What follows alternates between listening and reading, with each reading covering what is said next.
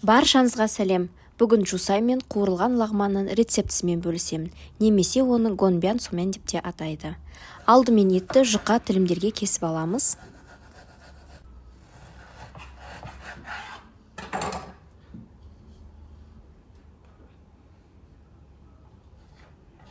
Етті маринаттау үшін 1 шай қасық ас содасын, 1 ас қасық соя соусын қосып араластырамыз.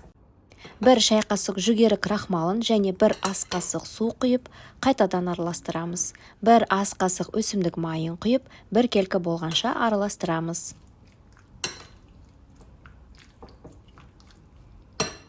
Алдын ала дайындалып алған лағман кеспесін кесеміз. Лағман кеспесінің дайындалу жолы жоғарыдағы сілтемемен өтіп көрсеңіздер болады. Лағман кеспесі бір-біріне жабысып қалмас үшін 3 ас қасық өсімдік майын құйып араластырамыз.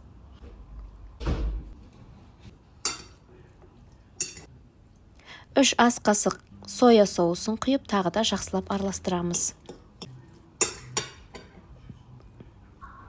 Қызыл және жасыл бұрышты 1 келкі жолақтарға турап аламыз.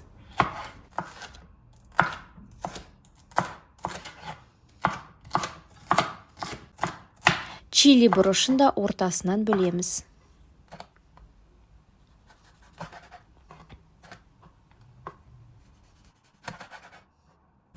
Пиязды жартылай шеңберге кесіп аламыз. Жусайды орташа тілімдерге кесіп, сарымсақты майдалап тураймыз.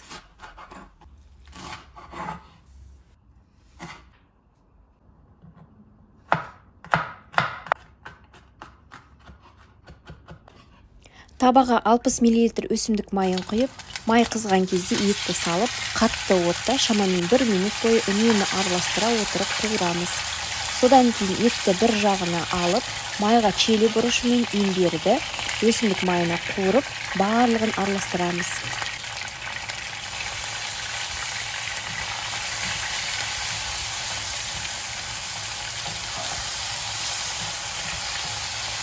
Содан кейін сарымсақ пен пиязды салып, 30 секундта қуырып аламыз.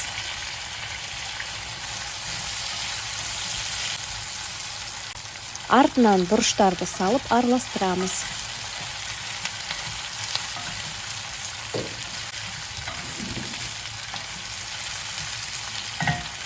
Бір шай қасық тұз және 2 ас қасық соя соусын құйып араластырып, жарты минутта қуырып, лапшасын қосамыз.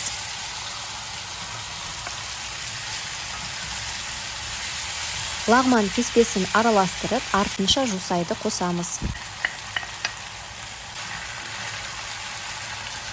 Қалауларыңыз бойынша 1 ас қасық томат пастасын қосып, араластырып 1-2 минут қуырамыз.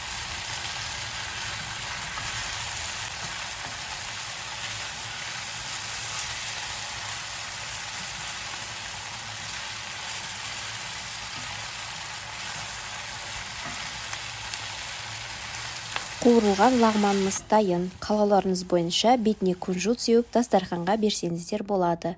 Астарыңыз дәмді болсын. Рецепт ұнаса лайк басып, комментарий қалдырып, достарыңызбен бөлісіңіздер. Сіздермен бірге болған Әйгерім.